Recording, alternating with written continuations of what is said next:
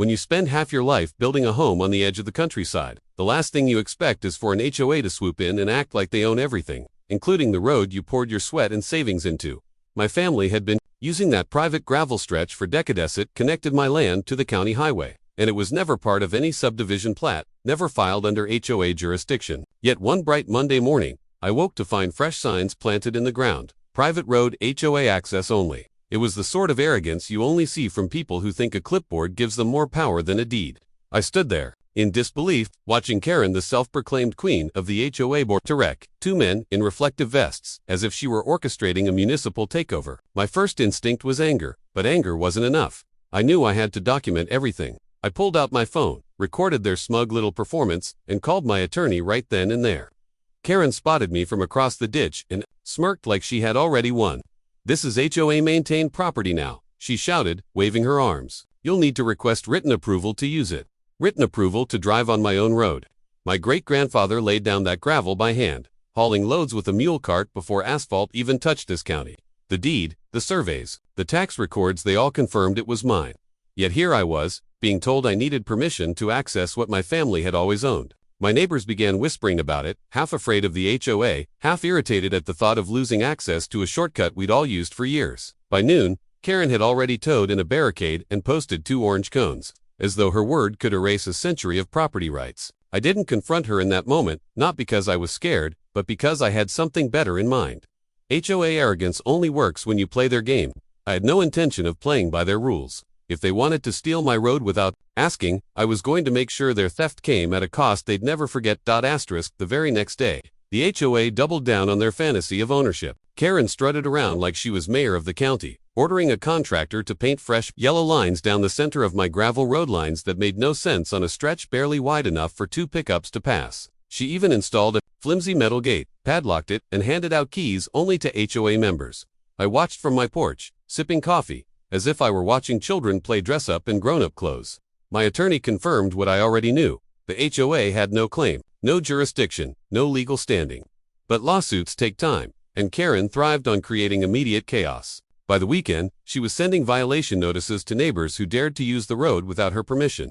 That was the breaking point. Families with children were calling me, frustrated and angry. Even the local UPS driver had been turned away. And when Karen told the sheriff's deputy who came to mediate that she was in charge, the deputy politely reminded her that private disputes weren't law enforcement's priority unless trespassing was involved. Karen heard what she wanted to hear. That night, as the sun set, I walked the length of the road with a flashlight in hand. Every survey marker, every boundary line, every legal document was on my side. But I didn't just want to win on poppery. Wanted to win in a way that left the HOA scrambling, questioning their authority and regretting every ounce of arrogance they had poured into this stunt. That's when the plan began to crystallize. I noticed the way HOA members parked their shiny SUVs and sedans along the road's edge, lined up like trophies on display. They were so proud of their little empire, so convinced of their untouchable power, that it never crossed their minds someone might turn their arrogance into their downfall. I smiled to myself in the cool evening air, the crunch of gravel under my boots steady and certain. If they wanted to act like they owned the road, then they were about to learn what it feels like when the road and everything parked on it disappears from under them. By the following Friday, Karen and her board were throwing a little HOA parade of sorts, lining their shiny vehicles along the road like it was their personal driveway. I counted 6 SUVs, 3 sedans, and 1 lifted pickup belonging to her husband, all parked neatly in a row. They thought the gate and cones made it untouchable. What they didn't know was that I had been on the phone with both the county sheriff's office and the towing companies I'd worked with for years. My lease agreement with the county clearly spelled out that the road was private, registered under my deed, and that I retained the right to remove any obstruction. Armed with that paperwork, I didn't just call 1 tow truck, I called 3. When the convoy rolled in before dawn, orange lights flashing, the tow operators grinned like kids on Christmas morning. By 7 a.m., every HOA vehicle had been hooked, lifted and hauled down the county highway, leaving behind an empty stretch of gravel road that looked the way it always should have. The sound of metal chains clanking against axles was sweeter than any music I'd ever heard. By the time Karen waddled down in her bathrobe, clutching a mug of coffee and screaming about illegal theft, she was too late. Every car was gone, and I was standing there on my porch with a copy of the lease in one hand and my phone recording her meltdown in the other. "You can't do this," she shrieked, her voice cracking with desperation.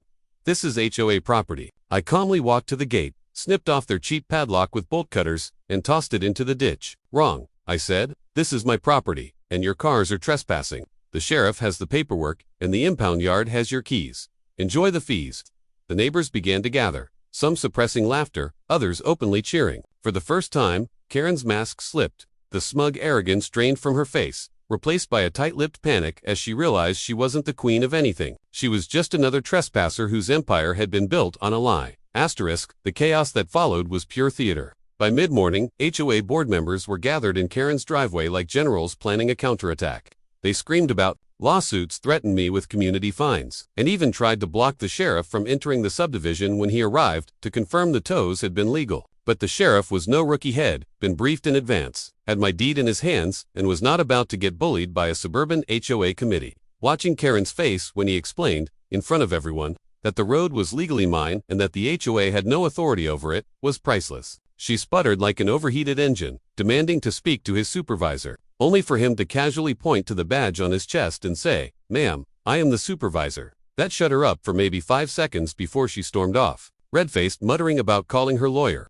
But here's the kicker. Her lawyer had already been contacted by the county, and he wanted nothing to do with this circus. Word spread, Quickliniverse whispered, some giddy, some horrified, as they realized the untouchable HOA wasn't so invincible after all. By late afternoon, several homeowners came by my porch quietly thanking me for standing up to her, saying they'd felt trapped for years under Karen's reign of intimidation. It was like a dam breaking. The fear that kept them silent was cracking, and they were starting to see her as just a loudmouth with no real power. Meanwhile, Karen kept up appearances, strutting around with a clipboard, pretending she was documenting damages for the HOA's records. But the sight of empty driveways where their shiny cars used to sit told the real story. For once, they were powerless. And deep down, I think Karen knew she'd picked a fight she couldn't win. But she was too stubborn to admit it. The fallout came faster than even I expected. By the next morning, the HOA's group chat was on fire with residents demanding answers. Why had their cars been hauled off? Who gave the board the authority to seize a road that wasn't theirs? And most importantly, why was Karen still pretending she had control when the sheriff himself had said otherwise? The pressure cracked their polished facade wide open. Board members started resigning one by one, unwilling to sink with Karen's sinking ship. Then the county clerk officially recorded the HOA's violation of property rights, which opened the door for civil penalties. Every tow fee, every fine, the HOA had slapped on me. Every special assessment they'd bullied neighbors into paying, all of it was now under legal review. Karen, who had strutted around like a dictator, suddenly found herself isolated, her allies gone, her reputation in ashes. But the real irony, the very cars she and her cronies had used to parade their authority were now sitting in an impound lot, racking up storage fees they personally had to cover. Neighbors laughed when they saw her begging the tow company for mercy, the same woman who never showed mercy to anyone else. By the end of the week, a vote was held to dissolve the HOA entirely, and with overwhelming support, it passed. The strength that had gripped our community for years evaporated overnight.